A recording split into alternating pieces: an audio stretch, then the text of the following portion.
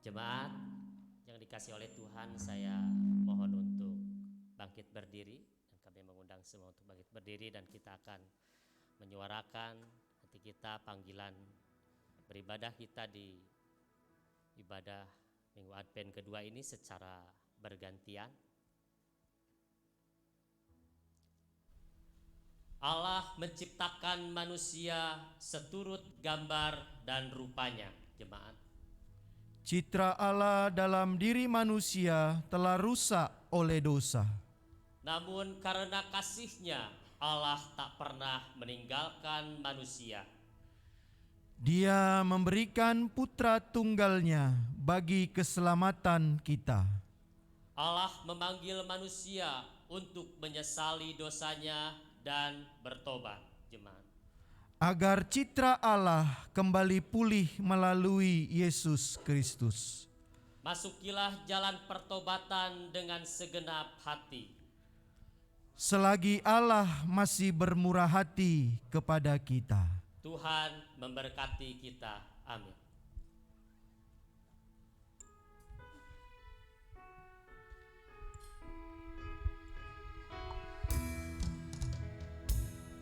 Puji Allah Bapa yang Maha Kuasa, sebab kasih-Nya diberikan putranya yang telah mati untuk menebus dosa, membuka pintu surga bagi kita.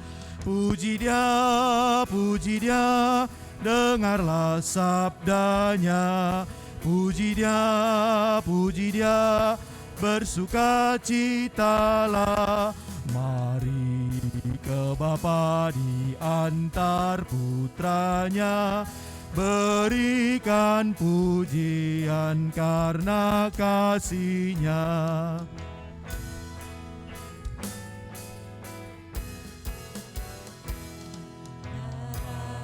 Yesus Kristus menebus dosa, itu janji-Nya bagi yang percaya. Siapa berdosa dan bertobat, di saat itulah Tuhan ampuni. Puji Dia, dengarlah sabdanya. Puji Dia, bersukacitalah. Mari ke Bapa diantar putranya, berikan pujian karena kasih-Nya.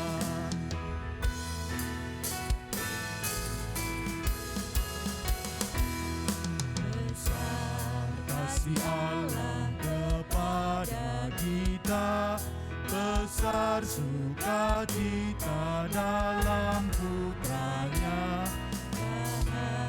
Dia mencapai puncak tertinggi, bila kita melihat wajah Yesus. Puji Dia, dengarlah suaranya. Puji Dia,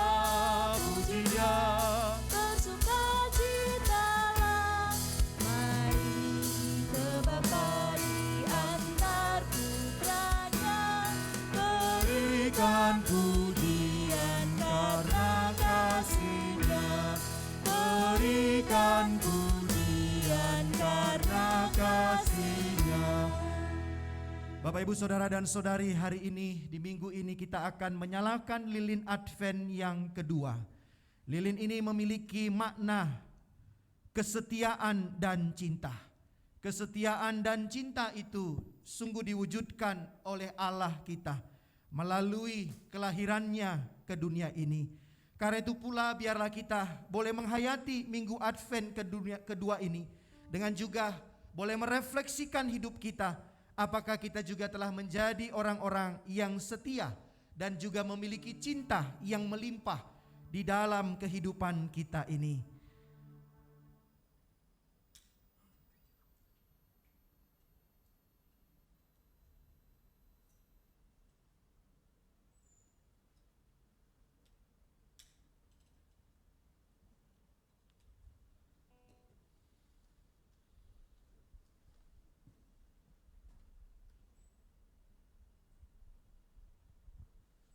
Pertolongan kita adalah dalam nama Tuhan yang menjadikan langit dan bumi, yang dalam kasih setianya selalu menyertai kehidupanmu, dan pemeliharaannya akan selalu bersama dengan engkau.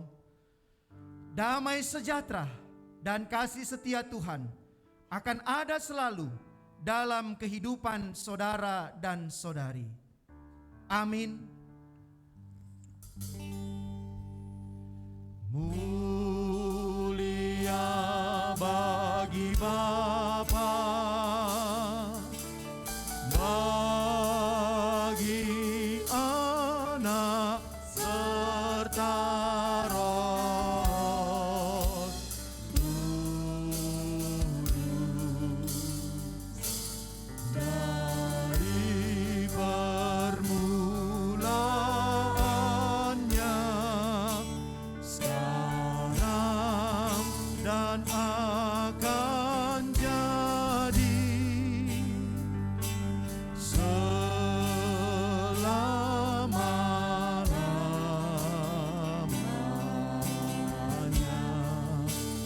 Amin.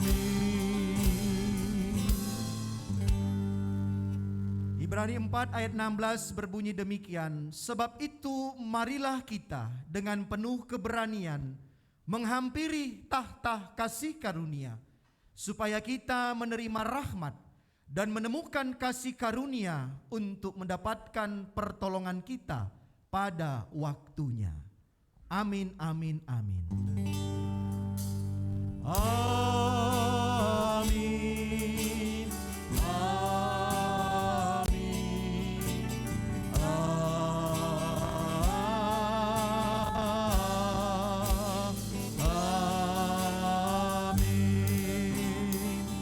Silakan duduk Bapak Ibu Saudara dan Saudari. Selamat pagi untuk kita semuanya.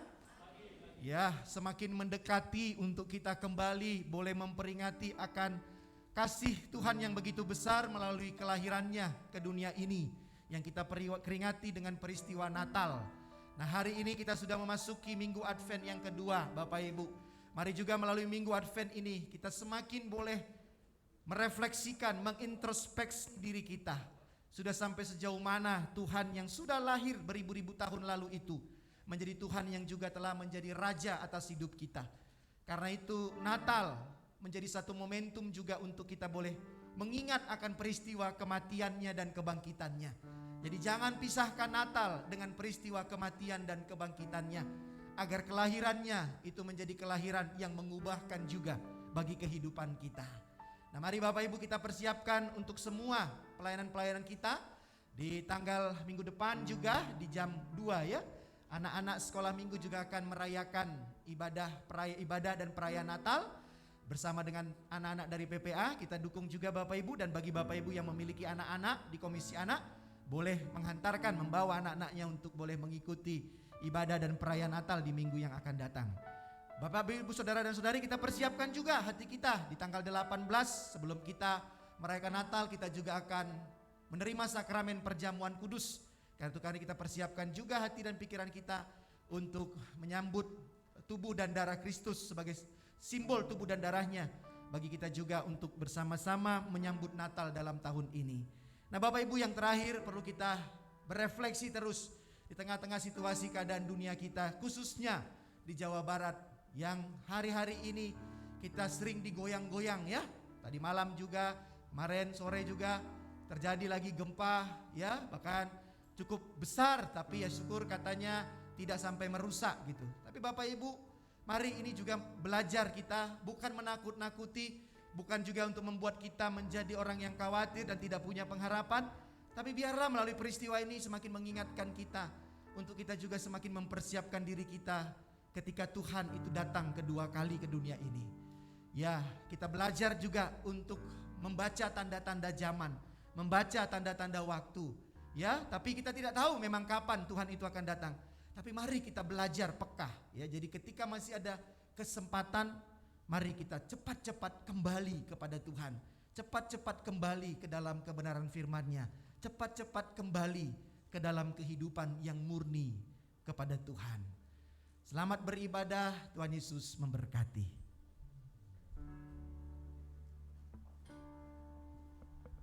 Ya, Shalom Bapak Ibu, apa kabar? Puji Tuhan ya, kita boleh ada hari ini karena kemurahan Tuhan. Bapak Ibu, kita akan sama-sama belajar hari ini tentang kebenaran firman Tuhan.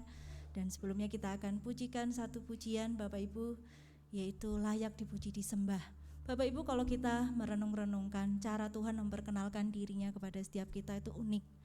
Dulu Tuhan Yesus memperkenalkan dirinya lewat perumpamaan. Orang-orang di sekeliling kita mungkin ada yang mengenal Tuhan karena simbol-simbol. Tapi Tuhan sebenarnya dikenal dengan berbagai cara. Begitu juga lewat alam. Alam semesta melukiskan bagaimana Dia besar. Dan kita dapat mengenalnya lewat kehidupan keseharian kita.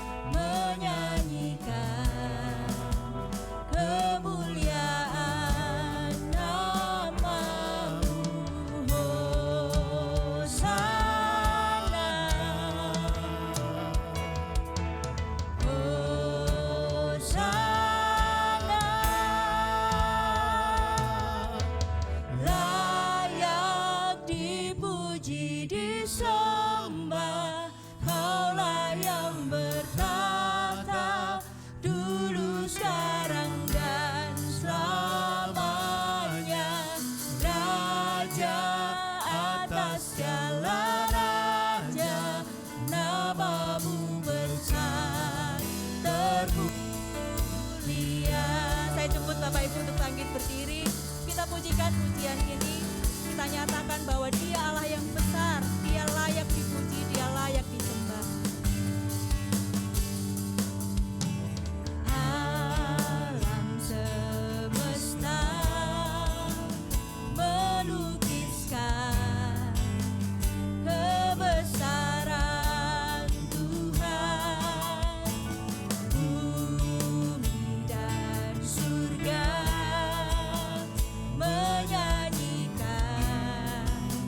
kemuliaan nama-Mu. Hosana,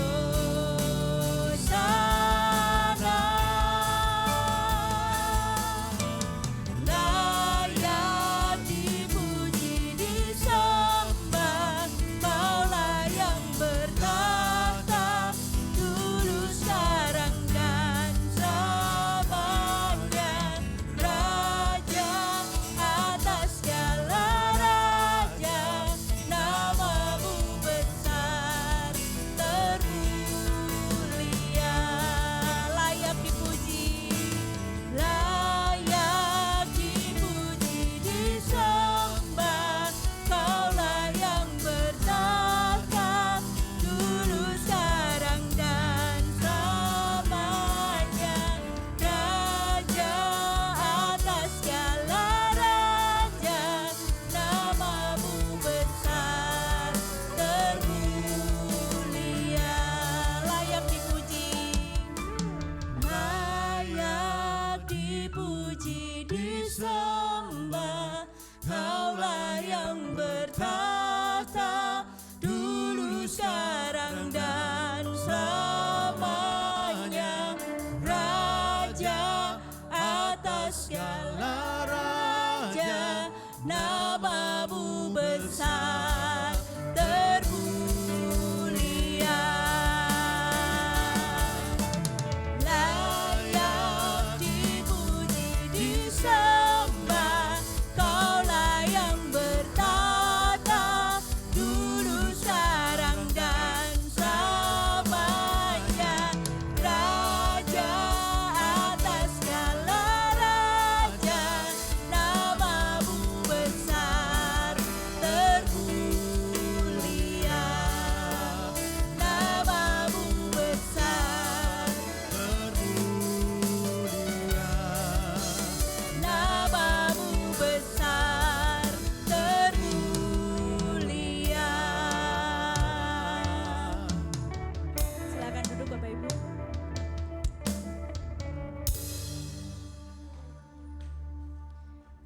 Bapak Ibu, sebentar lagi kita akan menaikkan doa-doa syafaat kita. Kita akan persiapkan hati kita akan pujikan satu pujian yang berkata Tuhan yang besar. Bapak Ibu, Allah juga kita kenal lewat kehidupan kita sehari-hari, terutama lewat proses hidup. Itu benar-benar nyata ya, Allah itu ada. Dan beruntungnya kita bukan orang-orang yang ditinggalkan. Selama proses itu berlangsung, Allah pun ada menyertai, karena Dia Allah yang besar.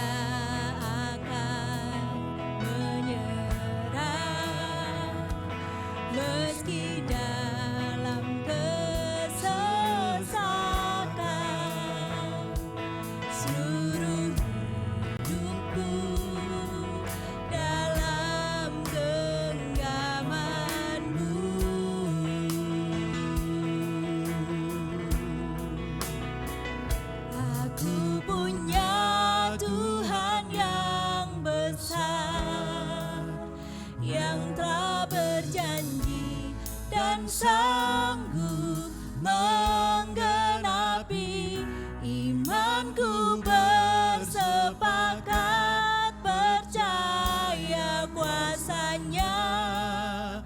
Ku terima sekarang kemenangan darimu.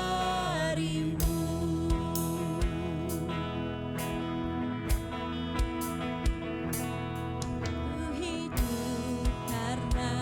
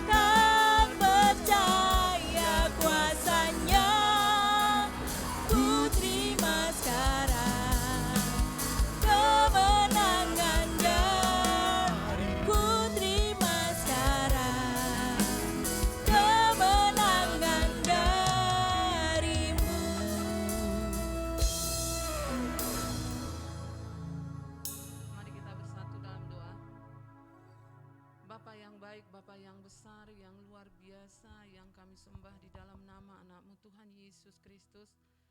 Kami bersyukur Tuhan, punya Tuhan yang hebat, yang dahsyat, yang luar biasa seperti Engkau Tuhan. Sekalipun akhir-akhir ini mungkin banyak permasalahan yang kami hadapi, yang dihadapi oleh bangsa kami, tapi kami berani berkata Tuhan bahwa Engkau Bapa yang besar, terlebih besar dari segala persoalan yang kami hadapi. Terima kasih Tuhan Yesus.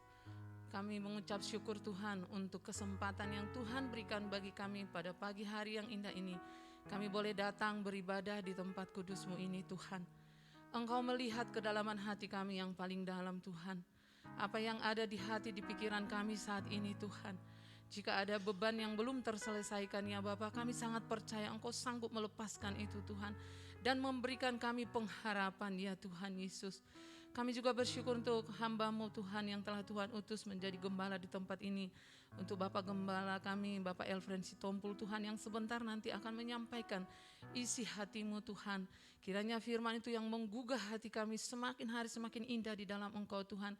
Kami mengucap syukur kami sudah masuk dalam ibadah Advent yang kedua ya Tuhan. Biarlah kami semakin hari semakin indah, semakin bertobat ya Tuhan. Melihat keadaan zaman ini ya Tuhan Yesus, kami sudah diingatkan oleh hamba-Mu, oleh firman Tuhan juga ya Bapa, supaya kami bisa membaca tanda-tanda zaman Tuhan. Kami tidak lagi tidur terlelap Tuhan Yesus, tetapi kami bangun dari tidur kami. Mata kami melek Tuhan Yesus dengan keadaan alam yang sedang berbicara saat ini Tuhan. Di mana khususnya Jawa Barat ya Bapak yang akhir-akhir ini sering diguncang oleh gempa. Dan masih ada isu-isu yang kami dengar Tuhan, baik itu tentang Lembang ya Bapak, Cimahi dan sekitarnya. Tuhan, kami ini ada di kota Bandung ya Tuhan, kami hanya berseru-seru kepada Tuhan. Engkau yang sanggup menolong kami Tuhan, kami ingat firman-Mu yang hatinya teguh Kau jagai Tuhan. Biarlah Engkau yang menjagai kami dari segala mara bahaya Tuhan. Kalaupun sesuatu terjadi ya Bapa, kami hanya menyerahkan seluruh kehidupan kami, tubuh jiwa roh kami ke dalam tangan-Mu ya Tuhan. Biarlah kami boleh mempersiapkan diri kami masing-masing Tuhan. Karena ini bukan isu yang hanya menakut-nakuti Tuhan, tetapi kami tidak tahu Tuhan kapan Engkau Yesus datang untuk menjemput kami semuanya. Tetapi satu hal, sebagai orang percaya Tuhan, kami telah mengerti firman Tuhan, mampukan kami untuk mengerti setiap rencana-Mu di dalam kehidupan kami ya Bapa, sehingga hari-hari kami tidak akan diliputi rasa takut, cemas dan gentar. Tetapi kami dengan keyakinan kami memiliki pengharapan yang tidak mengecewakan di dalam Engkau ya Tuhan. Berkatilah hamba-Mu ya Tuhan Yesus beserta keluarga, baik Ibu Dita juga hanya anak mereka Tuhan, supaya mereka juga tetap diberkati oleh Tuhan, dilindungi, dipakai oleh Tuhan untuk boleh melayani jemaat-Mu di tempat ini ya Bapa. Tuhan, kami juga berdoa untuk seluruh para penatua dan diaken Tuhan Yesus, bahkan anak-anak-Mu yang melayani pada pagi hari ini dan juga nanti di ibadah yang kedua. Biarlah Tuhan senantiasa yang memberkati ya Bapa dalam setiap aktivitas mereka, keluarga mereka, pekerjaan mereka ya Tuhan.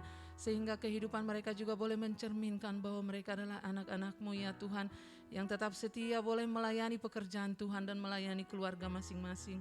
Terima kasih Tuhan untuk setiap jemaat-Mu ya Bapa, apapun yang menjadi pergumulannya Tuhan Kau tahu. Mungkin ada orang tua kami atau saudara-saudara kami yang saat ini sedang mengalami kelemahan tubuh, di mana akhir-akhir ini juga cuaca sering berubah-ubah Tuhan. Biarlah Tuhan juga yang menyembuhkan segala macam penyakit mereka, baik untuk Mama Gembala kami, Ibu Gembala kami Tuhan, Ibu Retno ya Tuhan Yesus, yang dalam tahap pemulihan pengobatannya Tuhan, Kau yang terus memberi kesabaran, ketabahan, dan terus Tuhan semangat untuk menjalani semuanya. Biarlah mujizat Tuhan boleh dinyatakan, dan juga orang tua kami yang lain Tuhan, karena faktor usia tidak bisa lagi ikut beribadah bersama dengan kami. Biarlah mereka juga tetap semangat untuk memuji, memuliakan Tuhan, dan mereka juga terpelihara hidupnya lewat keluarga, anak-anak yang mengasihi mereka, yang merawat mereka ya Tuhan. Baik untuk anak-anak kami juga Tuhan yang sedang menghadapi penilaian akhir semester, ada yang sudah atau yang akan menjelang ya Tuhan. Biarlah Tuhan juga yang memberkati setiap anak-anak kami, mereka sehat, tidak terhalang untuk mengikuti PAS, dan apapun yang menjadi pertanyaan dari guru mereka, mereka bisa jawab Tuhan. Kami merindukan supaya anak-anak kami boleh berprestasi Tuhan di tengah-tengah sekolah mereka, perkuliahan mereka, dimanapun Tuhan tempat mereka sekolah ya Tuhan. Diberkati para guru dan dosen mereka semuanya Tuhan, supaya mereka sehat-sehat bisa membimbing anak-anak kami Tuhan menjadi anak-anak yang takut Tuhan dan anak-anak juga yang cerdas ya Bapa.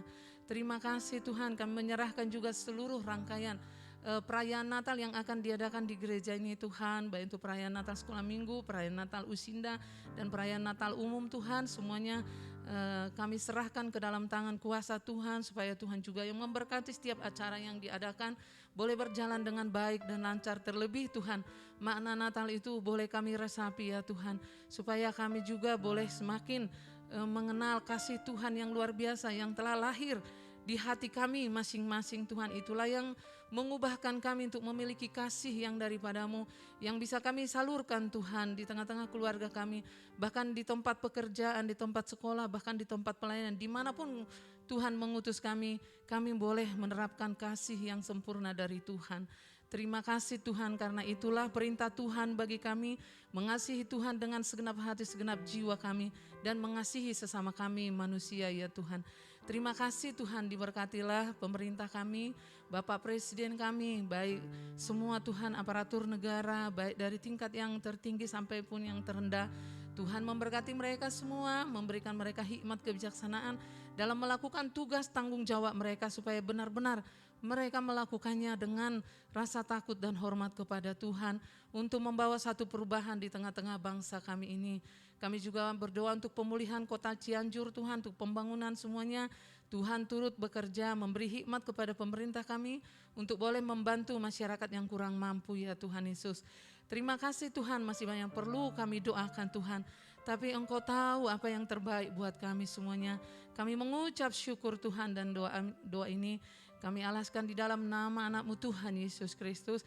Dan kami juga percaya Tuhan, Kau sudah mengajar kami untuk kami boleh berdoa. Bapa kami yang di sorga, dikuduskanlah nama-Mu, datanglah kerajaan-Mu, jadilah kehendak-Mu di bumi seperti di sorga. Berikanlah kami pada hari ini makanan kami yang secukupnya, dan ampunilah kami akan kesalahan kami, seperti kami juga mengampuni orang yang bersalah kepada kami. Dan janganlah membawa kami ke dalam pencobaan, tetapi lepaskanlah kami daripada yang jahat.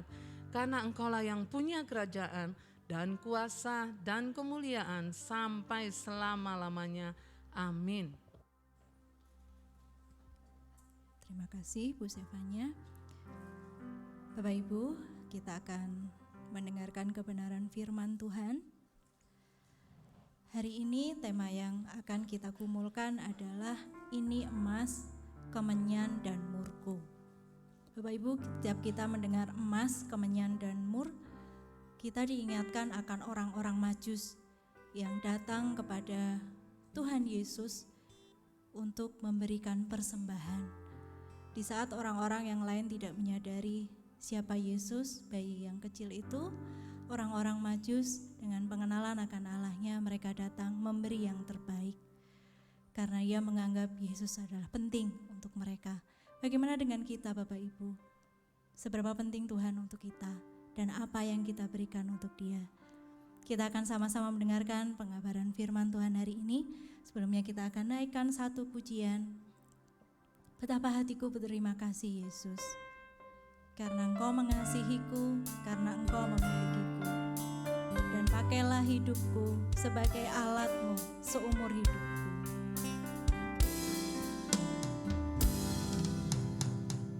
Apa hatiku berterima kasih Yesus, Kau memilikiku, Kau memilikiku.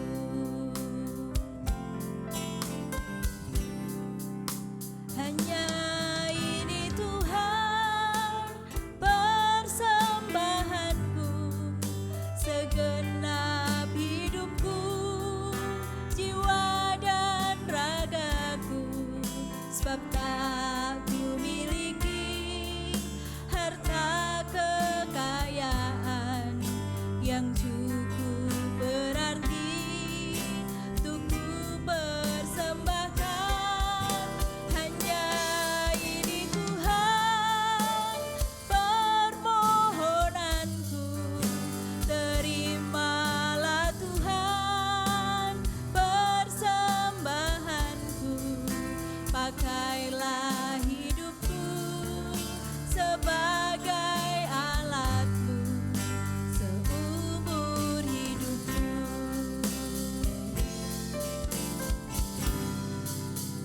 Betapa hatiku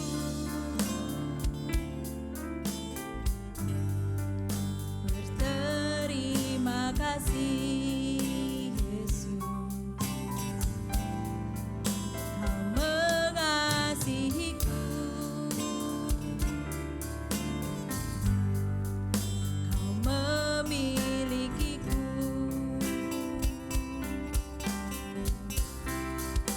Hanya ini Tuhan persembahanku, segenap hidupku, jiwa dan ragaku, sebab tak ku miliki harta kekayaan yang cukup berarti untuk ku persembahkan.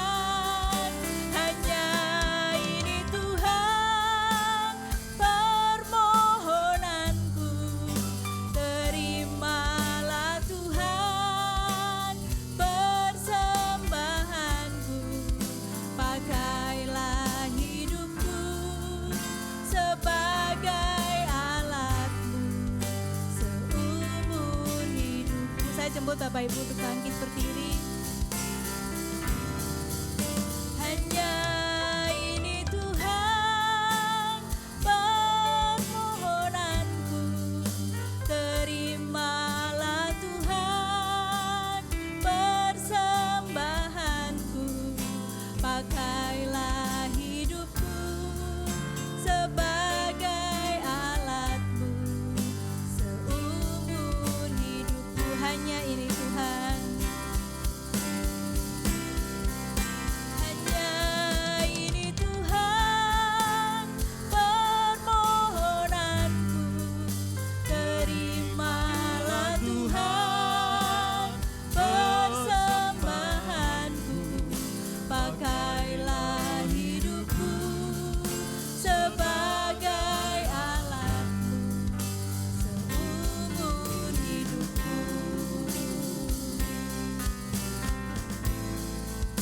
Pakailah hidupku sebagai alatmu seumur hidupku.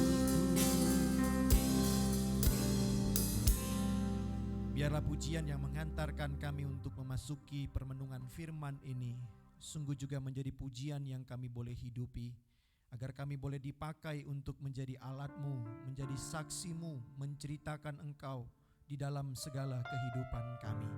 Dan itu juga boleh menjadi sebuah persembahan yang begitu mulia di hadapan-Mu Tuhan. Tetapi kami tahu untuk melakukan itu bukanlah hal yang mudah, karena banyak yang sering menghambat, baik itu situasi, keadaan, kondisi. Tapi biarlah melalui firman-Mu pada saat ini kami juga boleh kembali diperingatkan dan diingatkan akan hal itu. Karena itu Tuhan, hadirlah dan izinkan juga hamba-Mu untuk boleh menyampaikan apa yang telah dibaca dan dipersiapkan. Biarlah semua yang akan diperkatakan juga semuanya boleh seturut dengan kehendak-Mu. Demi Kristus kami berdoa dan memohon. Amin. Silakan duduk Bapak Ibu Saudara dan Saudari. Ya, di minggu ini kita akan membaca satu bagian firman Tuhan. Ya, walaupun ini minggu masih minggu Advent, kita masih sebenarnya menantikan peristiwa kelahiran Tuhan ya, yang kita peringati dan kita rayakan di tanggal 25, tetapi itu hanya sebagai sebuah pengingat kembali, tetapi Tuhan sebenarnya sudah lahir dalam kehidupan kita. Nah, karena itu kita akan membaca teks yaitu di dalam Injil Matius di pasalnya yang kedua. Matius pasal yang kedua, kita boleh memperhatikan ayat yang pertama hingga ayat yang ke-12. Matius pasal yang kedua ayat pertama hingga ayat yang ke-12 dengan perikop yang diberikan oleh Lembaga Alkitab Indonesia diberi judul Orang-orang Majus dari Timur. Ya, Bapak Ibu sudah kita temukan, mari kita sama-sama memperhatikan. Saya akan menolong untuk membacakan kepada kita sekalian. Sesudah Yesus dilahirkan di Bethlehem di tanah Yudea pada zaman Raja Herodes, datanglah orang-orang Majus dari timur ke Yerusalem dan bertanya-tanya, di manakah dia, raja orang Yahudi yang baru dilahirkan itu? Kami telah melihat bintangnya di timur dan kami datang untuk menyembah dia. Ketika Raja Herodes mendengar hal itu, terkejutlah ia beserta seluruh Yerusalem. Maka dikumpulkannya semua imam, kepala dan ahli Taurat bangsa Yahudi, lalu dimintanya keterangan dari mereka di mana Mesias akan dilahirkan. Mereka berkata kepadanya, di Betlehem di tanah Yudea, karena demikianlah ada tertulis dalam kitab Nabi. Dan engkau Betlehem, tanah Yehuda, engkau sekali-kali bukanlah yang terkecil di antara mereka yang memerintah Yehuda. Karena daripada mula akan bangkit seorang pemimpin yang akan mengembalakan umatku Israel. Lalu dengan diam-diam Herodes memanggil orang-orang Majus itu dan dengan teliti bertanya kepada mereka bila mana bintang itu nampak. Kemudian ia menyuruh mereka ke Betlehem, katanya, pergi dan selidikilah dengan seksama hal-hal mengenai anak itu, dan segera sesudah kamu menemukan dia, kabarkanlah kepadaku supaya aku pun datang menyembah dia. Setelah mendengar kata-kata raja itu, berangkatlah mereka dan lihatlah bintang yang mereka lihat di timur itu mendahului mereka hingga tiba dan berhenti di atas tempat di mana anak itu berada. Ketika mereka melihat bintang itu, sangat bersukacitalah mereka. Maka masuklah mereka ke dalam rumah itu dan melihat anak itu bersama Maria ibunya, lalu sujud menyembah dia. Mereka pun membuka tempat harta bendanya dan mempersembahkan persembahan kepadanya, yaitu emas, kemenyan, dan mur. Ayat 12. Dan karena diperingatkan dalam mimpi supaya jangan kembali kepada Herodes, maka pulanglah mereka ke negerinya melalui jalan lain. Ya, sampai sejauh itu pembacaan firman Tuhan. Kembali berbahagialah kita yang apabila selalu setia memiliki kerinduan untuk membaca firman Tuhan, merenung-renungkannya, dan juga mau menjadi orang yang berjuang dengan penuh kesungguhan mewujud nyatakan firman Tuhan itu di dalam seluruh kehidupan setiap saat. Ya, Bapak Ibu Saudara dan Saudari, kemarin saya mendampingi utusan dari Komisi Perempuan untuk mengikuti Natal Komisi Perempuan PGMI 1 di Jakarta, ya. Tepatnya di GKMI Immanuel. Ya, saya memang paling ganteng sendiri tadi kemarin itu ya, karena saya laki-laki sendiri, yang lainnya itu ibu-ibu semuanya. Ada Ibu Nur juga, ada beberapa yang lain juga ikut ke sana.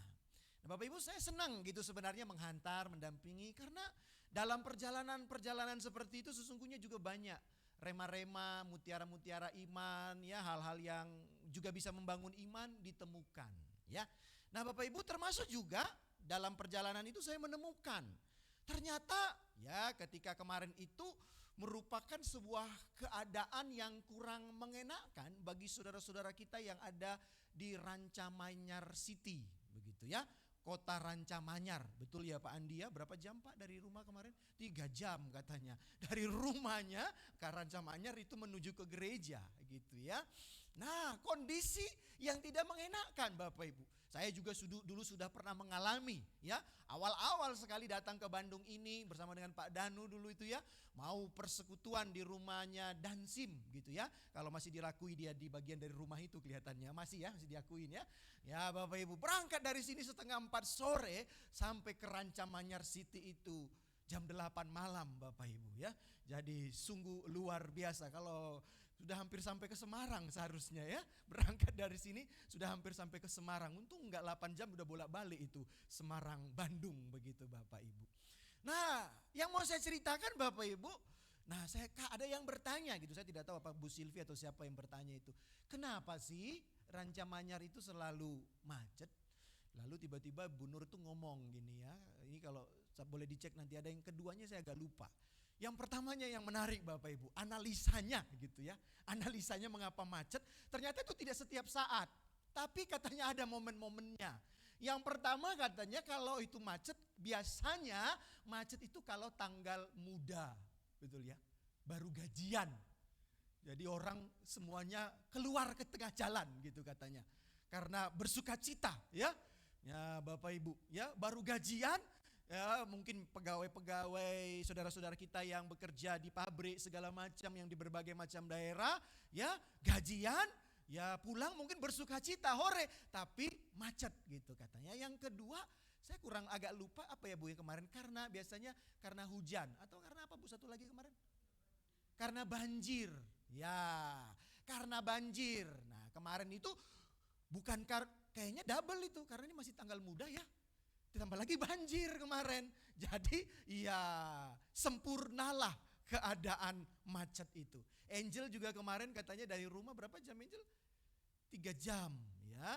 3 jam juga dari rumah mau ke gereja untuk mempersiapkan pelayanan bagi anak-anak sekolah minggu yang akan Natalan minggu depan Bapak Ibu. Ya Bapak Ibu.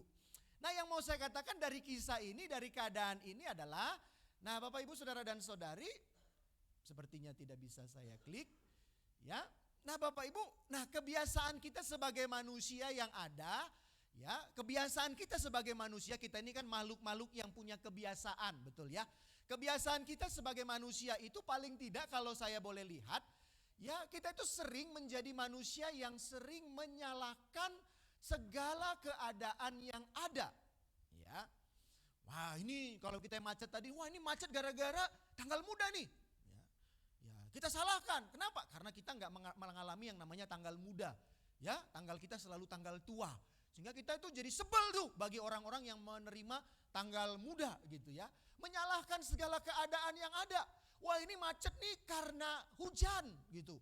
Nih dipersalahkan hujan. Nah padahal kadang-kadang kalau nggak hujan kita juga persalahkan. Kenapa ya nggak hujan, kemarau terus, panas terus, hujan salah, nggak hujan juga salah, tanggal muda salah, nggak tanggal muda juga salah. Nah kebiasaan kita Bapak Ibu ini kebiasaan ya, tanpa kita sadari sebenarnya ada di dalam diri kita, menyalahkan segala keadaan yang ada. Dan karena itu pula selanjutnya muncullah kebiasaan yang ada dalam diri kita, yaitu apa? Memunculkan 2 pertanyaan klasik. Pertanyaan yang mendasar sekali. Ya, ketika keadaan-keadaan itu ada, muncul 2 pertanyaan ini paling tidak. Ya, ada juga mungkin pertanyaan yang lain. Tapi kalau saya boleh lihat, 2 pertanyaan ini muncul. Kenapa ya? Mengapa ya? Kenapa dan mengapa menjadi pertanyaan yang muncul dan sering muncul dalam kehidupan kita karena keadaan-keadaan yang ada, yang sedang berlangsung, yang sedang terjadi di dalam kehidupan kita. Kenapa? Why? Ya, kenapa ini terjadi? Mengapa ini harus terjadi dalam kehidupanku? Ini bukan hanya bicara tentang kemacetan, tapi juga hal-hal yang lain. Betul tidak Bapak Ibu? Paling tidak kan 2 pertanyaan itu sering muncul kan? Kenapa hidup saya seperti ini? Kenapa persoalan itu harus terjadi seperti ini? Kenapa ya kerukunan di keluarga saya tidak ada? Mengapa ya mama papa saya selalu berantem? Ya, muncul terus pertanyaan-pertanyaan seperti itu. Padahal Bapak Ibu kalau kita boleh jujur dengan tenanglah mempersoalkan pertanyaan ini. Apakah pertanyaan itu selalu punya jawaban? Kenapa dan mengapa? Kalaupun punya jawaban, apakah pertanyaan kenapa dan mengapa itu bisa memuaskan kehidupan kita? Bahkan justru sebaliknya, ketika kita menemukan kenapa dan mengapa pertanyaan persoalan itu, justru ketika ada jawaban, justru semakin bisa menyesakkan diri kita. Wah, justru semakin menelanjangi kita. Justru semakin membuat kita bukannya bangkit, tetapi bisa juga menjadi membuat kita terpuruk. Betul tidak Bapak Ibu? Oh, ternyata ini karena salahku. Ya, kenapa dan mengapa ini? Nah, karena itu Bapak Ibu, dalam permenungan saya, mungkin lebih baik janganlah terlalu sering memunculkan pertanyaan kenapa dan mengapa. Tapi lebih baik munculkanlah pertanyaan bagaimana. Jadi tidak terlalu mempersoalkan realita kenyataan yang sedang dihadapi, tetapi merespon realita dan kenyataan itu dan dihadapi dengan cara yang lebih bijak dan penuh dengan hikmat. Nah, kenapa dan mengapa ini sering kita hanya mau mencari juga kambing hitam, mempersalahkan. Tetapi bagaimana itu sebuah respon kita, sikap kita yang positif, yang lebih baik mencari solusi daripada kenapa dan mengapa itu. Nah, kalau kemarin misalnya kita kaitkan kembali dengan Ranca Manyar yang macet. Pertanyaan saya juga Bapak Ibu, apakah hanya satu jalan menuju ke gereja? Apakah hanya melalui jembatan 1 dan jembatan 2? Sesungguhnya kan tidak. Ada juga jalan yang lain, walaupun dalam tanda petik sedikit lebih jauh. Tapi kan itu menjadi sebuah solusi sebenarnya. Kita tidak lagi mempersoalkan kemacetannya, tapi bagaimana saya bisa keluar dari kemacetan itu dengan mencari alternatif jalan lain sehingga saya bisa sampai ke tempat tujuan. Ya kan? Sesungguhnya itu yang lebih penting Bapak Ibu. Nah, hal inilah yang membuat seringkali terkait dalam kehidupan kita, sadar atau tidak sadar, situasi dengan segala rupa ragamnya yang terjadi dalam hidup kita. Seringkali situasi segala rupa ragamnya itu yang mungkin tadi muncul dalam pertanyaan kenapa dan mengapa itu mendominasi hidup kita, dan seringkali pula dominasinya itu membuat pengaruh hidup kita ini bukan ada di dalam sisi yang positif. Mendominasi atau mempengaruhi sikap hidup kita menjadi hidup yang positif. Tapi sebaliknya yang muncul adalah negatif. Mempersalahkan. Dan akhirnya membuat kita tidak melakukan apa-apa. Dan seringkali kita langsung berkata, andaikan dulu begini. Andaikan saya begini. Andaikan saya punya ini. Andaikan saya bisa ini. Saya akan bisa melakukan ini dan itu. Padahal kita sebenarnya bisa, tetapi kita hidup di dalam pengandai-andaian. Apa kaitannya dengan teks bacaan kita pada saat ini Bapak Ibu? Paling tidak kalau dalam permenungan saya, kalau hal itu situasi, keadaan, kondisi yang mempengaruhi para orang Majus, pertanyaan saya Bapak Ibu, apakah mereka akan datang menjumpai Mesias? Menyembah Sang Mesias. Kalau mereka hanya melihat situasi kondisi. Kenapa? Karena notabene para Majus itu bukan orang-orang Yahudi. Mereka bukan orang Israel. Mereka orang asing. Mereka orang dikatakan dari timur. Timur itu menunjukkan tempat yang jauh. Berarti ada kondisi, ada keadaan, bukan memang macet, tapi ada keterbatasan transportasi, alat perjalanan, situasi kondisi yang menyeramkan. Tetapi mereka tahu ada bintang yang menyala. Tapi kalau mereka bilang kenapa ya, mengapa ya bintang itu jauh hanya di sana?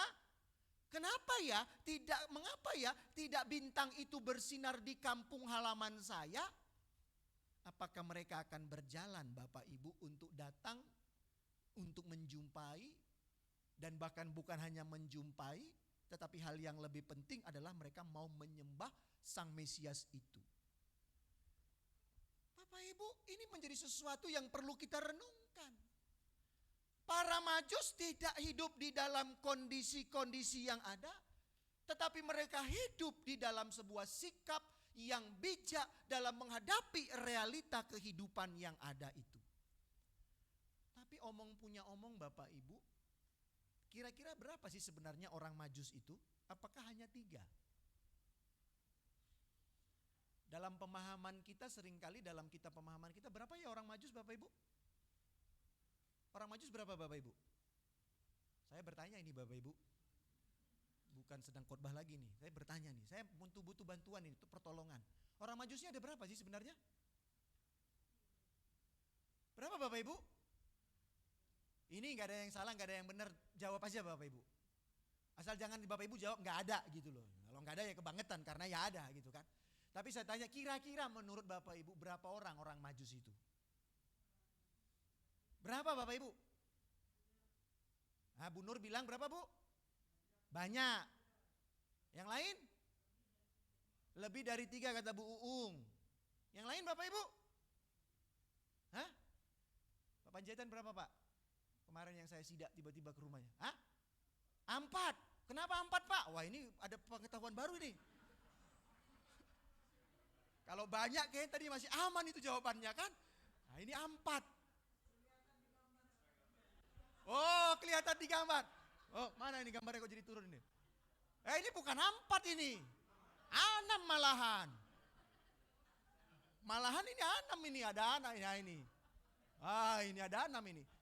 Tapi ini bukan ini hanya gambaran loh ya. Bukan itu gambaran dulu. Karena dulu orang Majusnya nggak sempat foto waktu perjalanan. Jadi nggak ada peninggalannya Bapak Ibu.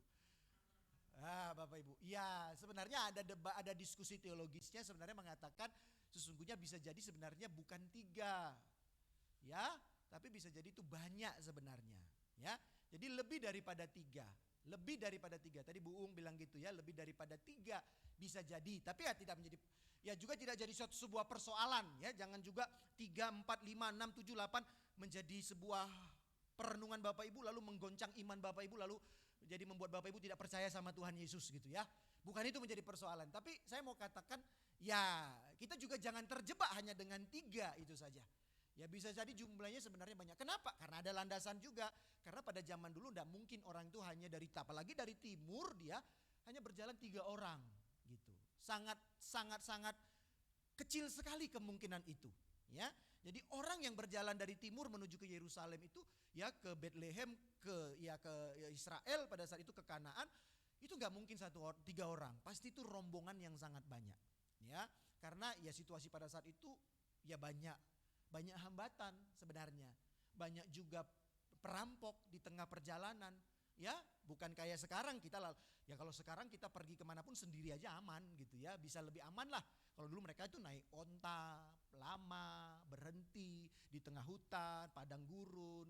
Nah itu situasi yang mencekam. Nah, tapi itu banyak Bapak Ibu. Nah itu pun kalau kita lihat landasannya tadi dengan yang saya katakan di awal juga menjadi sebuah persoalan sesungguhnya kan. Wah ini jalannya jauh, wah ancaman banyak tantangan. Tetapi Bapak Ibu para Majus itu berangkat. Ketika melihat bintang itu mereka berangkat. Meninggalkan kenyamanannya, meninggalkan damai sejahteranya. Mereka berangkat berjalan. Yang patut diduga juga bukan hanya 1-2 hari. Bukan hanya 1-2 jam perjalanan mereka. Tapi patut diduga perjalanan mereka itu mungkin sampai berbulan-bulan. Dari timur kita tidak tahu, mungkin ini daerah mungkin bisa patut diduga dari Baghdad, dari Persia mereka itu ya berjalan menuju ke tanah perjanjian, ke Israel tepatnya ke Bethlehem itu, ke Yerusalem dulu menjumpai Herodes. Perjalanan yang panjang sekali Bapak Ibu. Nah, mengapa mereka lakukan ini? Kalau dalam permenungan saya, tekad mereka yang bukan hanya sekedar tekad, tetapi tekad yang dihidupi dengan kesadaran akan panggilan hidup. Yaitu dalam hal ini para Majus, yaitu bintang yang mereka lihat itu sebagai calling mereka, panggilan mereka, memantapkan langkah mereka di tengah-tengah berbagai situasi atau keadaan yang tak mengenakkan sekalipun.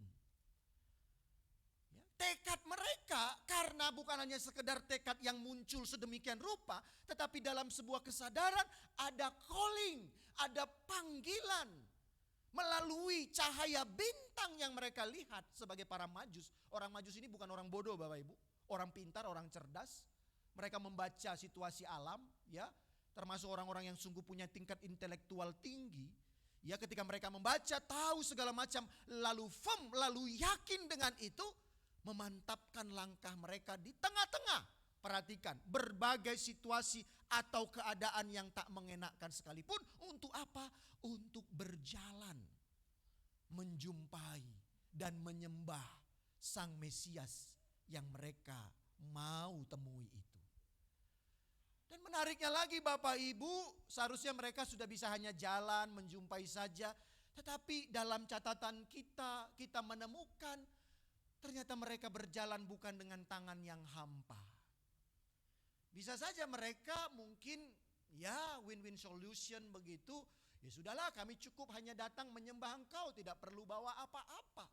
Tapi perhatikan Bapak Ibu, mereka datang para majus itu dengan membawa emas, kemenyan dan mur yang notabene pada saat itu dan mungkin pada saat kita sekarang ini termasuk salah satunya emas, itu adalah benda atau barang yang berharga, bernilai. Yang kalau mereka bawa, kemenyan dan mur itu sepertinya tidak bisa ditutupi aromanya Bapak Ibu. Kalau emas mungkin tidak ada aromanya ya, tidak ada baunya. Nah, tapi mereka membawa itu. Kalau kita bilang sepertinya mereka membawa emas dan kemenyan mungkin dalam gambaran seperti gambar tersebut di tempat. Tapi patut diduga juga mungkin tidak hanya dalam porsi atau jumlah yang sekecil itu. Tapi bisa jadi dalam porsi jumlah yang gede Bapak Ibu. Yang notabene itu sebenarnya juga menimbulkan situasi ketidaknyamanan dalam diri mereka. Karena aroma kemenyan, aroma mur itu bisa memanggil para penyamun yang juga bisa membuat mereka tertangkap bahkan mengalami kematian. Tapi perhatikan Bapak Ibu, mereka datang dan bisa jadi dan memang patut sekali kita boleh menyepakati emas dan kemenyan dan mur ini tidak mereka beli di Yerusalem. Ya bisa saja sebenarnya kalau kita bilang itu kan mereka beli di Yerusalem gitu supaya ngeringankan perjalanan. Sepertinya pada zaman itu tidak.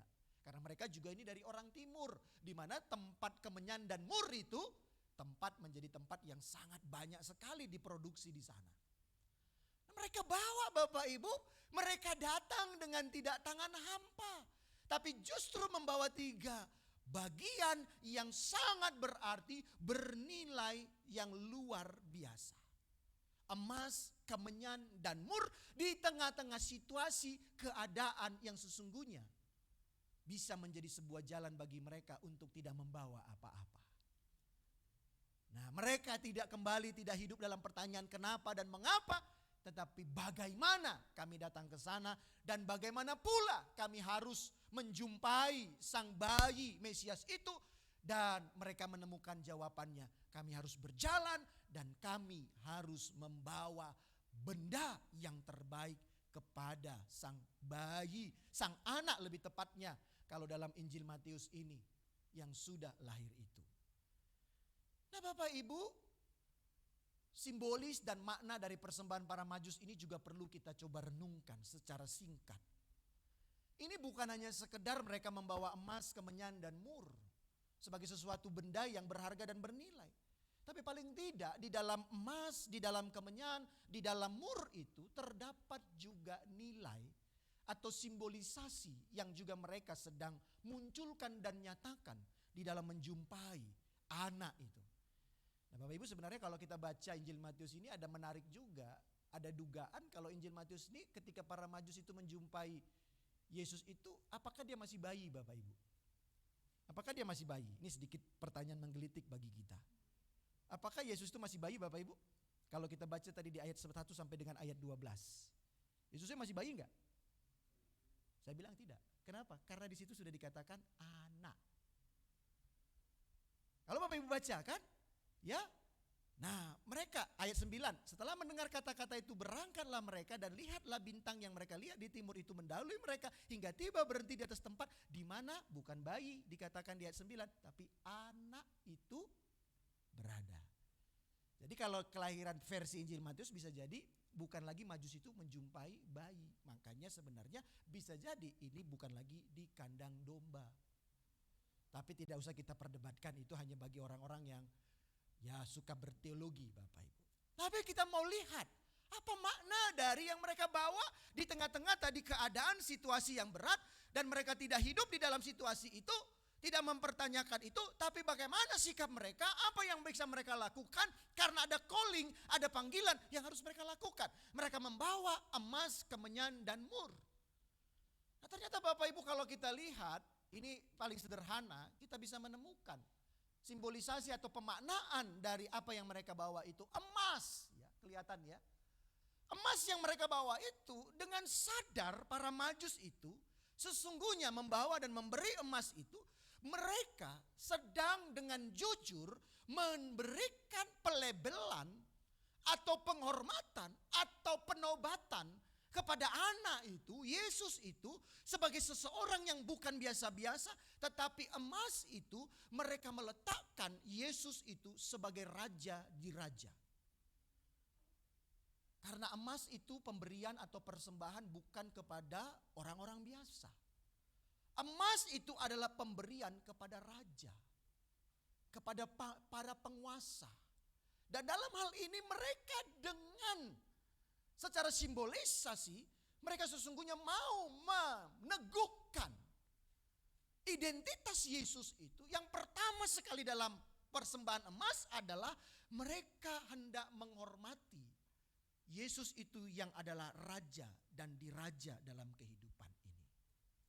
Yang kedua, kemenyan itu adalah simbolisasi bukan hanya Yesus punya jabatan raja, posisi raja, tetapi kemenyan itu digunakan dalam kehidupan pada mereka pada saat itu adalah kemenyan untuk menghormati sang imam agung, pemimpin umat dalam keimanannya, dalam keberagamaannya. Karena kemenyan itu digunakan dan dipakai untuk peribadatan Bapak Ibu. Nah cuman zaman kita sekarang saja kemenyan punya degradasi nilai. Ya kan? Kemenyan dipakai untuk ritual perdukunan gitu kan. Ya kan dibakar dulu kemenyan. Ada mbah dukun gitu kan. Sedang ngobati pasiennya katanya gitu. Lalu dibakar kemenyan baunya. Lalu bahkan kalau sekarang kita cium bau kemenyan, senang gak kita Bapak Ibu? Wah ketakutan kan? Bahkan seringkali kemenyan baunya itu ada roh-roh yang sedang mau datang gitu kan. Padahal kemenyan itu Bapak Ibu esensinya, hakikatnya itu adalah bau-bauan yang dibakar untuk memberikan penghormatan kepada Allah. Adonai gitu. YHWH gitu. Itu dibakar dan itu digunakan bukan oleh umat biasa. Tetapi yang membakar kemenyan itu hanya diperuntukkan bagi para imam. Nah pada zaman-zaman itu Bapak Ibu, manusia tidak bisa langsung berhubungan dengan Allah. Tapi harus melalui perantara, yaitu para imam. Ya, kita bersyukur saat ini melalui penebusan karya Tuhan, kita tidak perlu lagi ada perantara. Karena Yesus sudah menyambungkan kita langsung kembali relasi kita kepada Tuhan. Nah, jadi karena itu gunakan Bapak Ibu sebenarnya di dalam iman kepercayaan kita di dalam Tuhan, kita tidak perlu lagi perantara.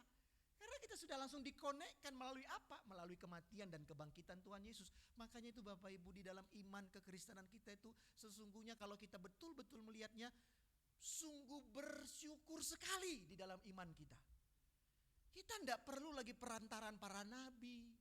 Ya, tapi melalui kematian dan kebangkitan Tuhan itu memulihkan relasi saya dan Anda. Yang membuat relasi itu bukan hanya sekedar relasi dipulihkan, tapi itu juga membuat komunikasi kita dengan Tuhan itu bisa menjadi langsung. Jadi artinya apa Bapak Ibu? Ya, nggak perlu lagi kalau Bapak itu artinya dalam tanda petik punya pergumulan, punya sakit, harus cari dulu pendetanya istilahnya. Ya, waduh kalau nggak apa didoakan pendetanya nih nggak nyampe nih dengan Tuhan. Tidak. Asal dikatakan apa? Bapak Ibu percaya bahkan dikatakan kalau engkau punya iman sebesar apa?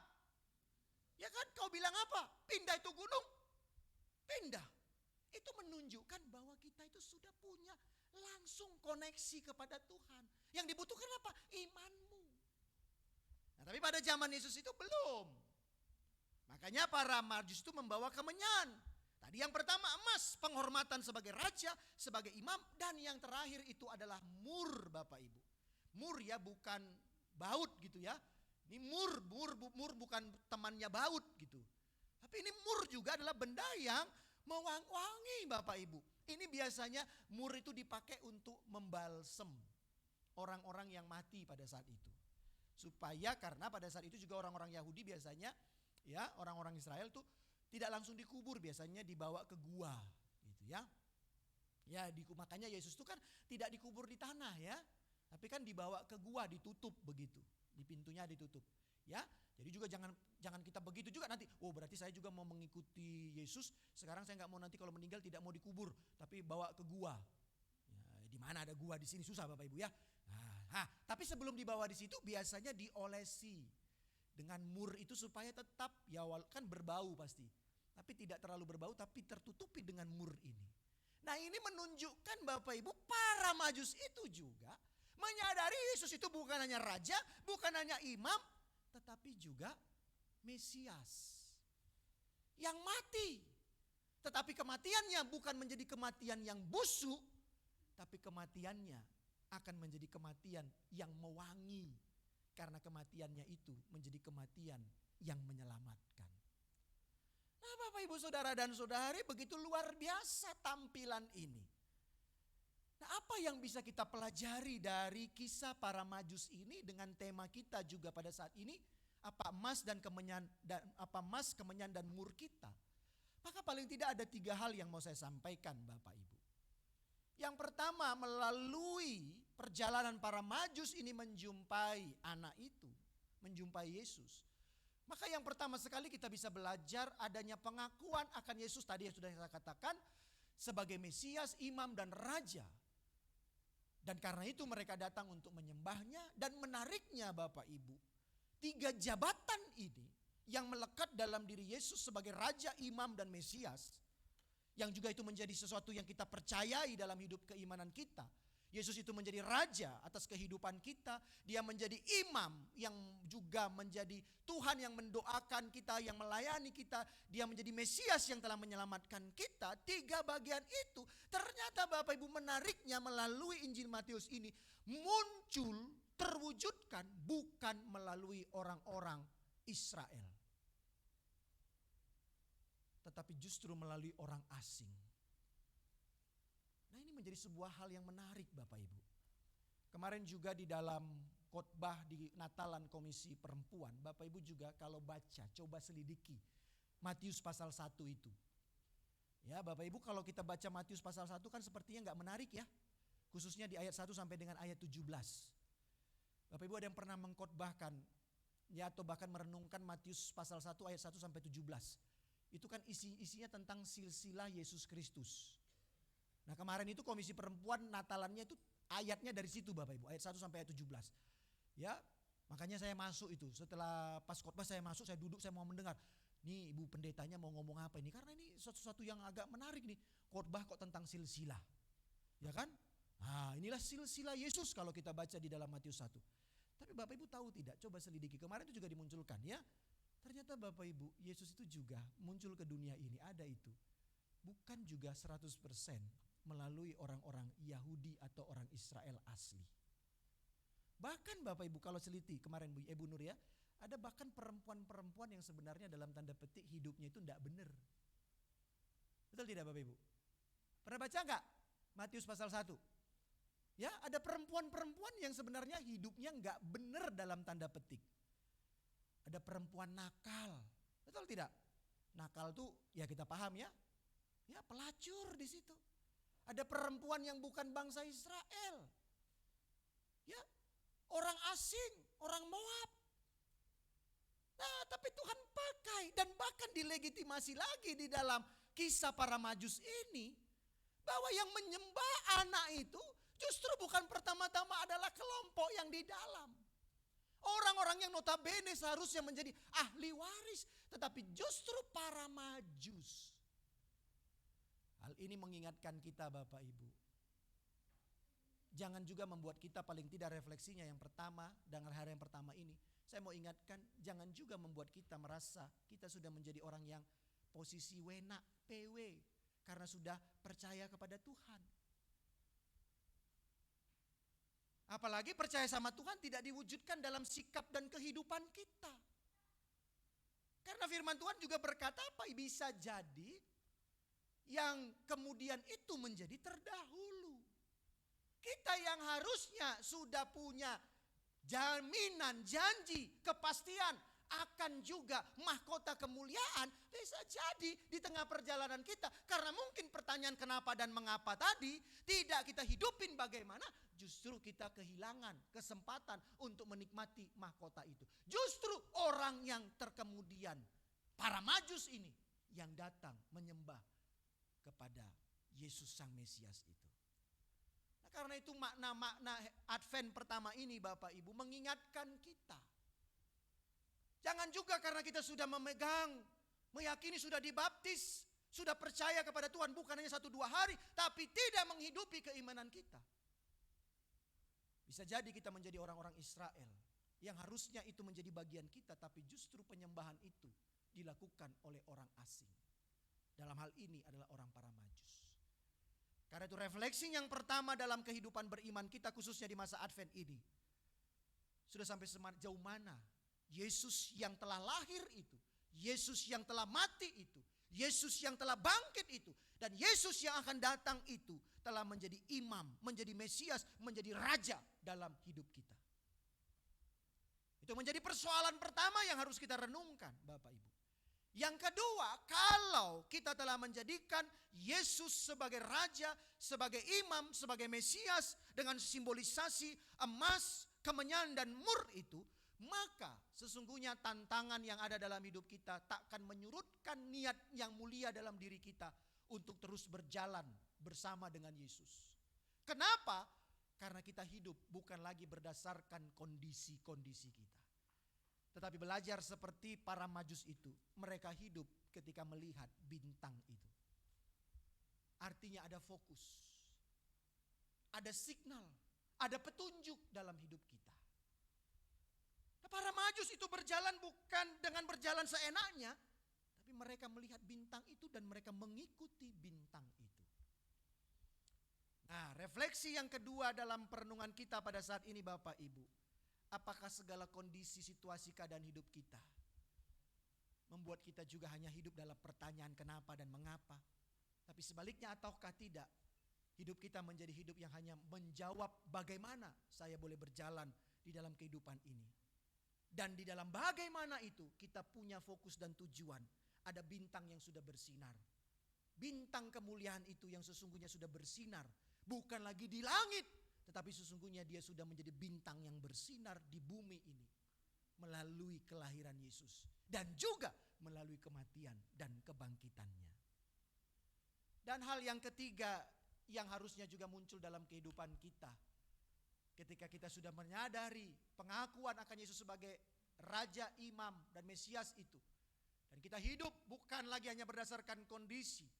Maka hal yang ketiga harusnya juga terjadi dalam hidup kita. Kita juga menjadi orang-orang yang akan membawa emas, mur, dan kemenyan dalam kehidupan kita. Ya, membawa emas, kemenyan, dan mur dalam kehidupan kita. Ya, harusnya ada juga emas, kemenyan, dan mur yang kita persembahkan bagi Tuhan.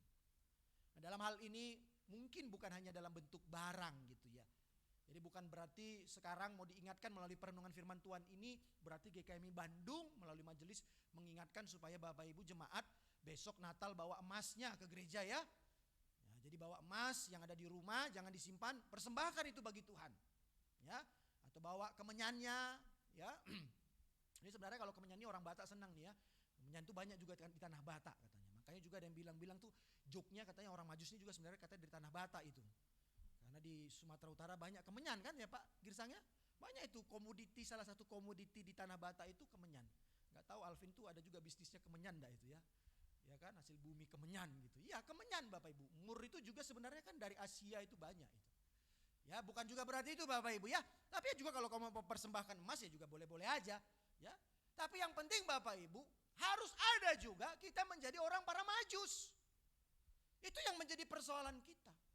Nah kadang-kadang kita itu hanya menjadi orang-orang yang menerima kasih karunia Tuhan saja, bersyukur, tapi tidak belajar seperti para majus. Bahwa di dalam hidup kita ini juga harus ada persembahan yang kita berikan kepada Tuhan. Kepada raja, kepada imam, kepada Mesias itu. Ada emas, ada mur, ada kemenyan yang harus kita persembahkan.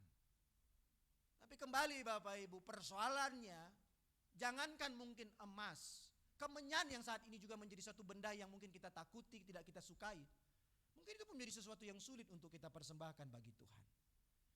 Makanya beberapa waktu lalu pernah saya singgung, jangankan kita memberikan persembahan atau persepuluhan. Ya. Jangankan persepuluhan kita berikan persembahan kepada Tuhan. Ya, persatuan atau per berapa 0,% aja untuk memberi persembahan kepada Tuhan, itu menjadi hal yang sulit bagi kita. Tetapi akan beda ceritanya Bapak Ibu, ketika kita belajar seperti para Majus. Ketika melihat bintang itu yang sudah bersinar. Ini menjadi signal dan tanda telah lahirnya Sang Mesias itu. Mereka berangkat, tidak peduli dengan segala kondisi situasi. Mereka berjalan, fokus.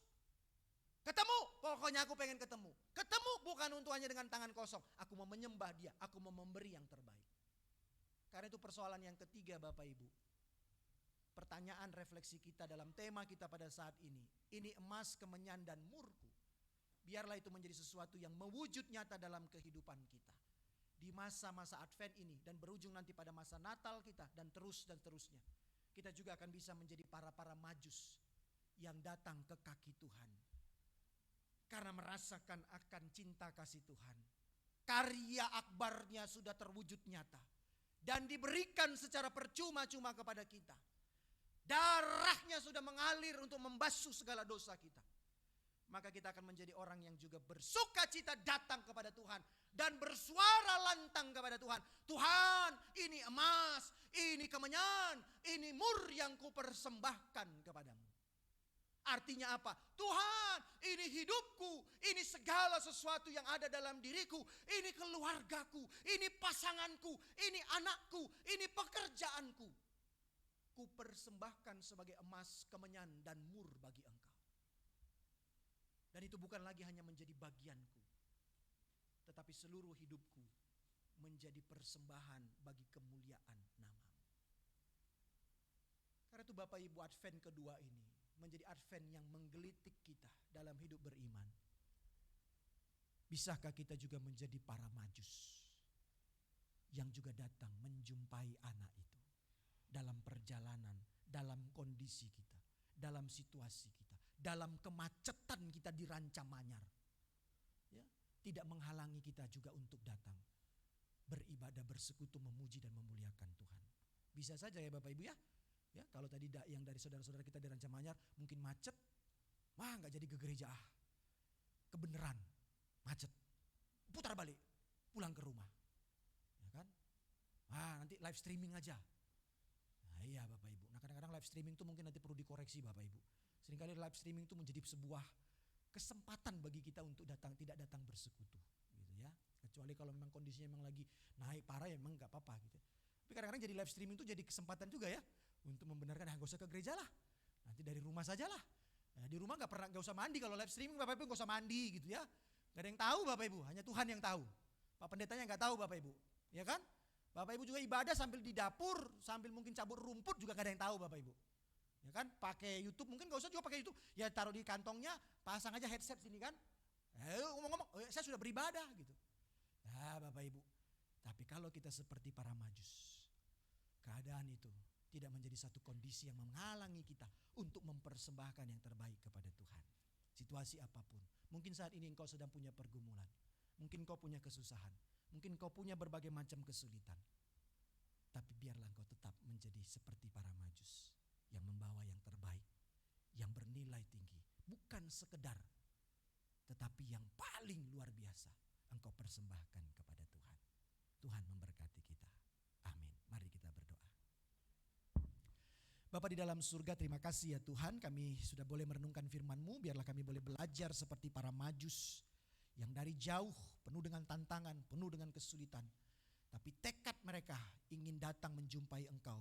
Dan bukan hanya sekedar menjumpai, tapi dikatakan dalam firman-Mu ini, mereka datang ingin menyembah Engkau. Dan juga membawa persembahan yang terbaik bagi Engkau. Biarlah kami juga Tuhan, Yang sesungguhnya tidak lagi mencari-cari Engkau, melihat bintang kemuliaan itu yang lahir ya di atas langit. Tapi saat ini kami sudah sungguh-sungguh menerima Engkau, melihat Engkau telah lahir bagi kami di dunia ini. Biarlah kami juga menjadi orang-orang yang juga boleh belajar memberikan emas, kemenyan dan mur kami sebagai simbol yang terbaik bagi Engkau Tuhan. Melalui apapun dalam hidup kami, melalui hari-hari kami, melalui tutur kata kami, melalui pekerjaan kami, melalui sikap hidup kami, bahkan melalui pergumulan kami. Engkau tetap kami ceritakan, Engkau tetap kami nyatakan. Tolong kami Tuhan, biarlah kami dimampukan melakukan itu. Demi Kristus kami berdoa. Amin. Saya jemput kita untuk bangkit berdiri. Bersama-sama kembali kita sebagai jemaat Kristen yang selalu ingin meneladani Kristus dalam kehidupan kita. Karena itu mari kita bersama-sama dengan penuh kesungguhan mengikrarkan, mengungkapkan komitmen kemuridan kita dengan bersama-sama bersuara dengan lantang berkata, kami bersaksi bahwa tidak ada seorang pun dapat sungguh-sungguh mengenal Kristus kecuali ia yang mengikutinya setiap hari dalam kehidupan. Dan sebagai bagian dari gereja-gereja yang marilah kita juga bersama-sama dengan seluruh gereja-gereja yang ada di sepanjang segala abad dan tempat. Kita juga bersama-sama mengikrarkan pengakuan iman rasuli kita dengan berkata, aku percaya kepada Allah, Bapa yang Maha Kuasa, Khalik langit dan bumi, dan kepada Yesus Kristus, anaknya yang tunggal Tuhan kita, yang dikandung daripada Roh Kudus, lahir dari anak darah Maria, yang menderita sengsara di bawah pemerintahan Pontius Pilatus, disalibkan, mati dan dikuburkan, turun ke alam maut.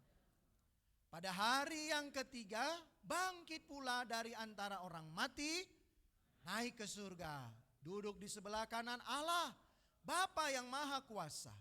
Dan dari sana ia akan datang kembali untuk menghakimi orang yang hidup dan yang mati. Aku percaya kepada Roh Kudus, gereja yang kudus dan persekutuan orang kudus, pengampunan dosa, kebangkitan orang mati, dan hidup yang kekal. Amin. Silakan duduk Bapak Ibu Saudara dan Saudari.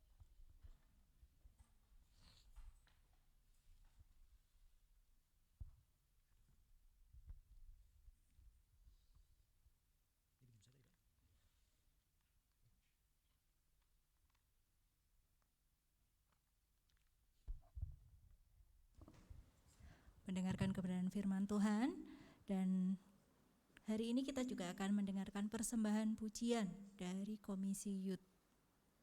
Kepada yang bertugas dipersilahkan.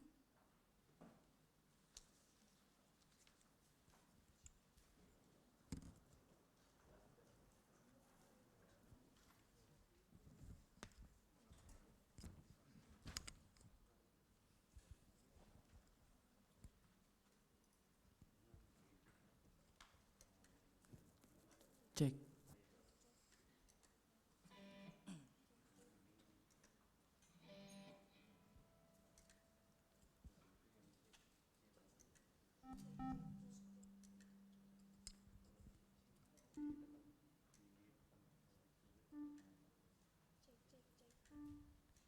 Cek.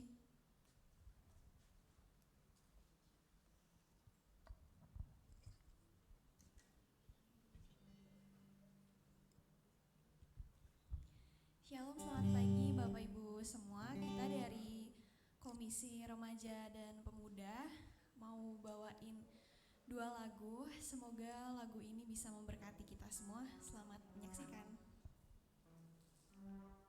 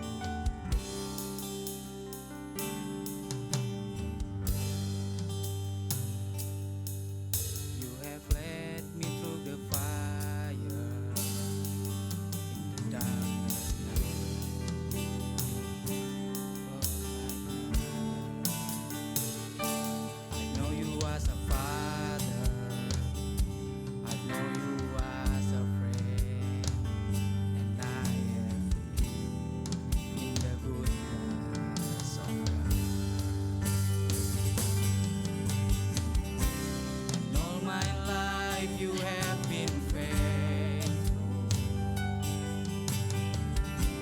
In all my life you have been so good. With every breath that I am able, oh, I will sing all the goodness. Your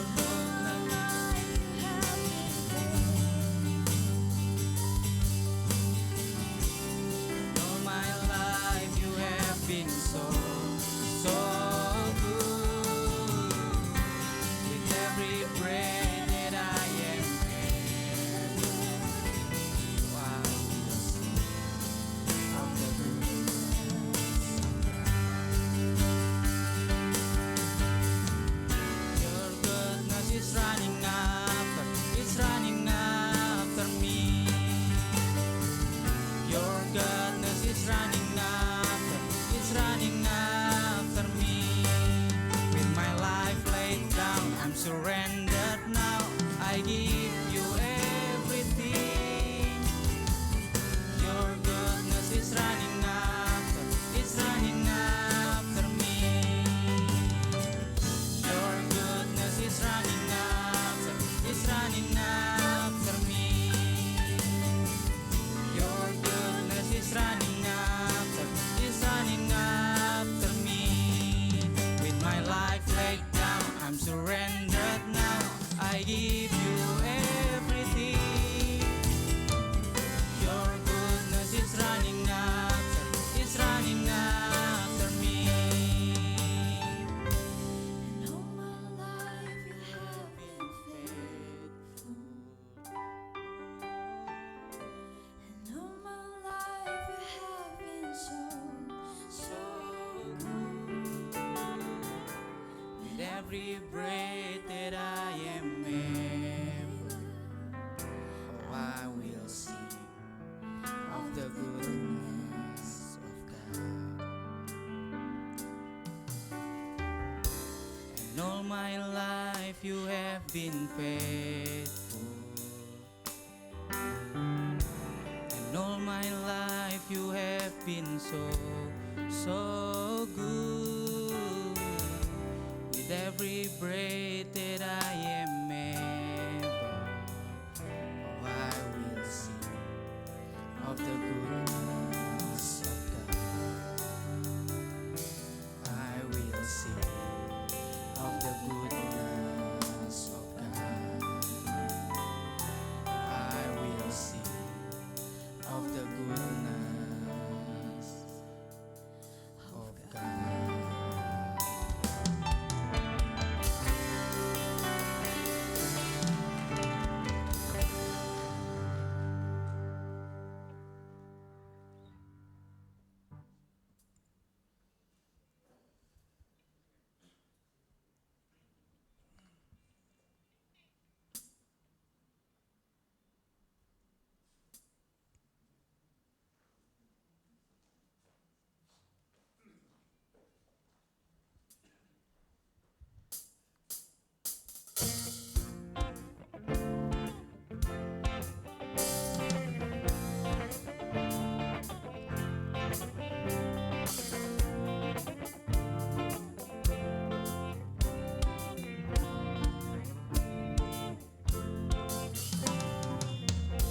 Apapun yang ku alami, selalu ada kebaikanmu.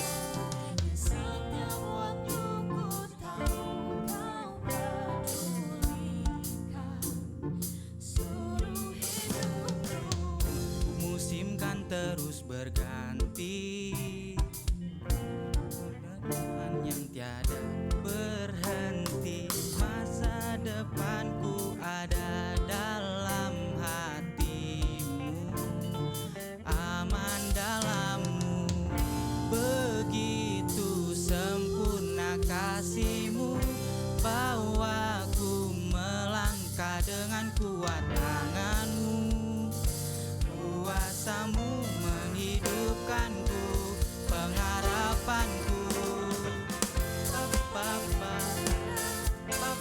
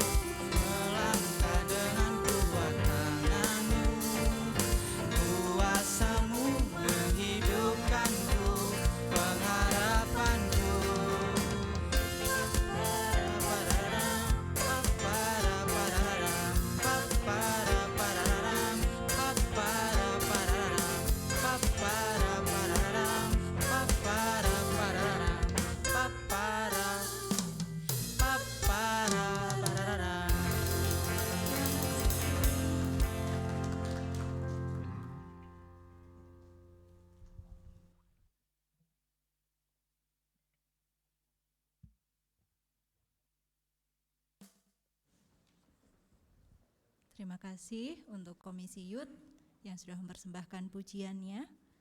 Bapak Ibu terberkati ya, amin. Bapak Ibu, sebentar kita akan mempersembahkan korban syukur kita. Saya undang pada yang bertugas untuk maju ke depan.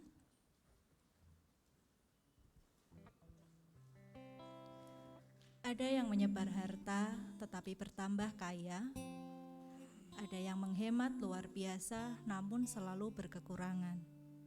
Siapa banyak memberi berkat, diberi kelimpahan. Siapa memberi minum, ia sendiri akan diberi minum.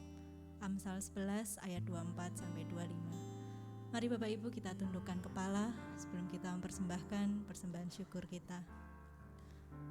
Tuhan, kami mengucap syukur untuk kebenaran firman-Mu hari ini. Terima kasih karena Engkau sudah lahir dalam setiap kami. Terima kasih karena Engkau sudah memberi yang terbaik untuk kami.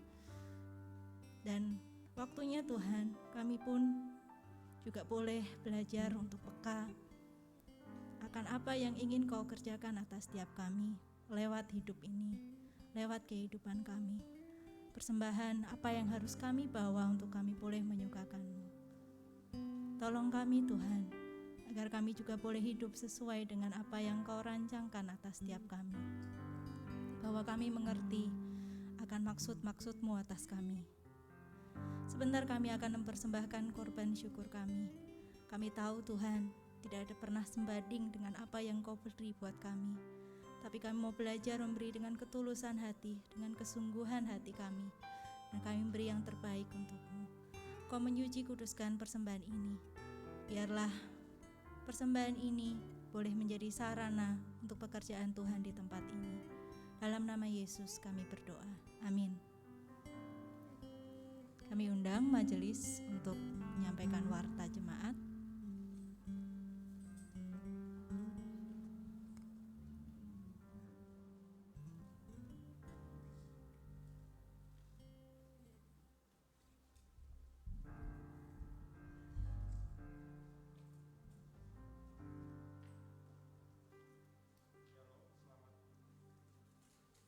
Shalom, selamat pagi jemaat sekalian.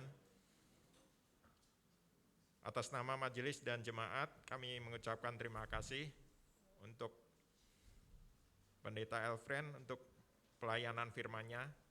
Kiranya Tuhan memberkati dan di pelayanan selanjutnya. Kami juga ingin mengetahui barangkali ada jemaat yang baru pertama kali hadir di ibadah pagi ini, boleh mengangkat tangannya supaya kami bisa mengetahui. Baik, kita jemaat yang setia, mohon perhatiannya untuk beberapa warta minggu ini. Yang pertama, perjamuan kudus akan dilaksanakan pada Minggu 18 Desember pada ibadah 1 dan 2, dimohon jemaat untuk mempersiapkan diri. Yang kedua, perayaan Natal PPA dan Komisi Anak akan dilaksanakan pada hari Minggu 11 Desember 2022 pukul 14 dengan tema Joyful yang akan dibawakan oleh Kak Budi Haha. Jangan sampai lupa ya, see you. Yang ketiga, Christmas Celebration Invitation. Pria Sejati Bandung, Wanita Bijak mengundang brothers and sister semua untuk mengikuti Christmas celebration dengan topik Full Life Transformation dengan narasumber Timotius Aditan pada hari Jumat tanggal 9 Desember 2022 jam 18 WIB di tempat Gereja Bethel Tabernacle Holis, Jalan Holis nomor 300 Bandung. Ada door prize menarik. Untuk link bisa dilihat, untuk link kehadirannya bisa dilihat ya. Sampai jumpa di Christmas Celebration. Perhatian untuk warta nomor 4, ada sedikit koreksi di warta tanggal 20 November 2022 bahwa terjadi kesalahan penulisan nama pada susunan pengurus komisi periode 2022-2025 pada bagian komisi perempuan yang seharusnya adalah Ibu Juniati. Tertulis di warta tersebut Ibu Juniarti. Demikian koreksi dilakukan. Yang kelima, ulang tahun. Selamat ulang tahun untuk Saudara Yohanes tanggal 7 Desember. Demikian warta minggu ini. Terima kasih. Terima kasih Pak Oscar. Bapak Ibu, oleh karena kemurahan Tuhan,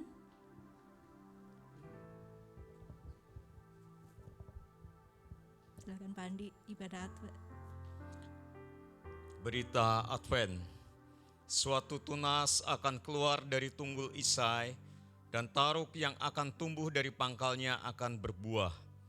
Roh Tuhan akan ada padanya, roh hikmat dan pengertian, roh nasihat dan keperkasaan, roh pengenalan dan takut akan Tuhan. Ya, kesenangannya ialah takut akan Tuhan. Ia tidak akan menghakimi dengan sekilas pandang saja atau menjatuhkan keputusan menurut kata orang. Yesaya 11 ayat 1-3. Bapak Ibu, saya undang untuk bangkit berdiri. Kita sudah selesai di ibadah pertama. Kita akan nyanyikan satu pujian sebagai respon kita akan firman yang disampaikan pada hari ini.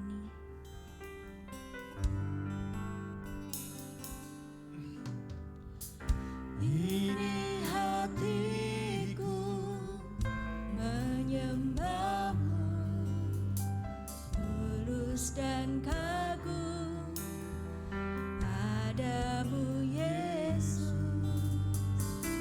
Ini hatiku tak sempurna, perlu campur tanganmu dalam hidupku. Hatiku mengasihimu, hatiku mengasihimu, hatiku mengasihimu, hatiku ingin mengenalmu, ingin mengertimu. Tuhan, kau lihat isi hatiku. Mari Bapak Ibu kita nyatakan kerinduan kita untuk kita mengenal Dia lebih lagi. Ini hatiku menyembahmu, Tulus dan kagum padamu Yesus. ini hatiku tak sempurna, Perlu campur tanganmu dalam hidupku. hatiku mengasihimu, hatiku mengasihimu, hatiku ingin mengenalmu, ingin mengertimu. Tuhan, kau lihat isi hatiku, hatiku mengasihimu. Oh, hati kami mengasihimu, mengasihimu. Hatiku ingin mengenalmu, ingin mengertimu. Tuhan, kau lihat isi hatiku. Tuhan, kau lihat isi hatiku. Oh, isi hatiku.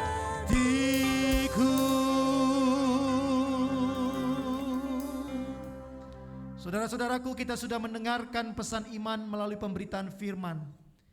Kini marilah kita pulang ke dalam tugas dan panggilan kita masing-masing sambil mengingat akan firman-Nya.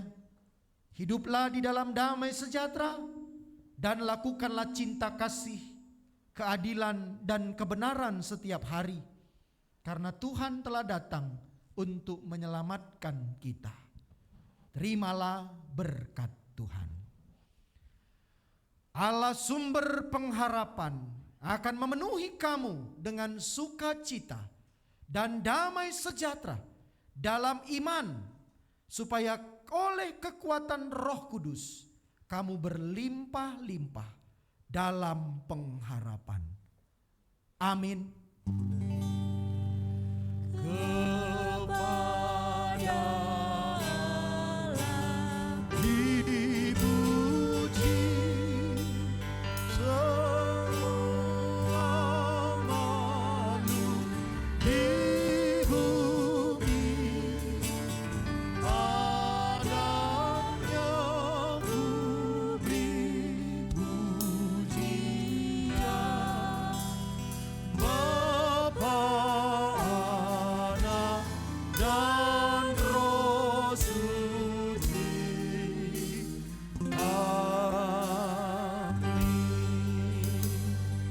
Selamat hari Minggu, selamat merayakan Minggu Advent kedua. Silakan bersatu teduh sejenak.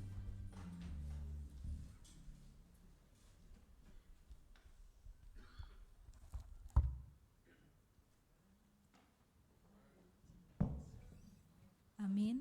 Ibadah selesai, Tuhan Yesus berkati.